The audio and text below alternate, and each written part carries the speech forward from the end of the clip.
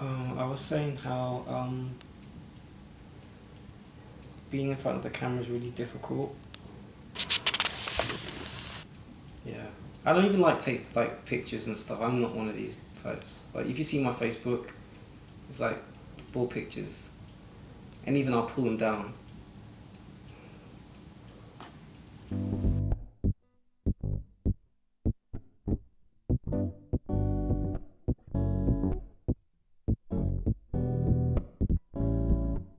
I didn't know how I knew, but I just always knew that it was drawing. That was me. It was where I was most comfortable. Do you remember the first time you drew something and you got reaction? Yeah, I do. What was that?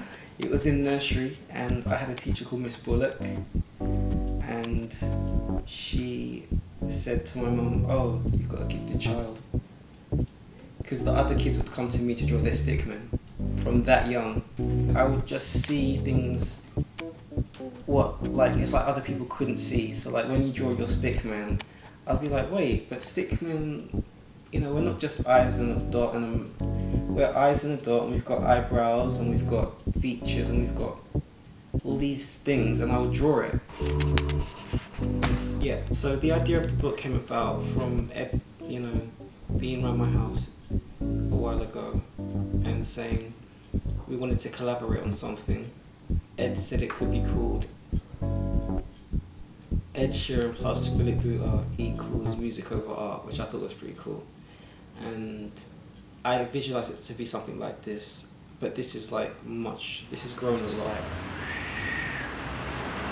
Hi, I'm Emma Smith, one of the designers from Smith & Gilmore that worked on the Ed Sheeran book. Our company's been going for about 20 years. We do a lot of publishing work. We had the pleasure of working with Hannah and Octopus on this book. It was a very organic sort of project because it was almost like a jigsaw puzzle. Unlike some projects where you have all the material at the start, with this one it was very much like things were coming in and we'd sort of layer it and develop it. This one was an experiment that I did.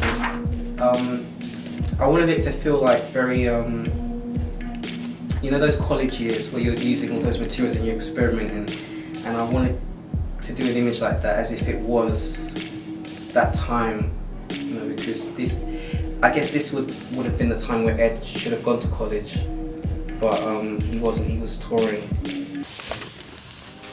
This one was done at my house. This is, it was on a carbon paper, and Ed was singing. It looks really young there, doesn't it? It's really young. When I went back over it, it's funny because you forget how someone's changed so much, and then when you see it in the art, you're like, oh, because I see photos of Ed or footage, but I didn't really notice how much he changed till I look at the art and I'm like, wow, he's really grown. Yeah, we originally had that image on the back cover, and then we ended up changing it to this one, which was Philip's. No, it was Ed's preference actually. I've always put the eyes in last. I said it in the book as well, I don't like them looking at me. What was it like working with Ed on this when it came to actual artwork? How was he as a person to draw for? What draw? He's great. He's always great. He doesn't take it for granted, He's not like, oh yeah, I'm a star anymore. He's just cool. And he's very respectful, very kind. He just really trusts me to do what I do, and he lets me do what I do, and he gives me freedom to do it, and it's great to work that way. Someone to trust you that much, And I love working with Ed. I really do.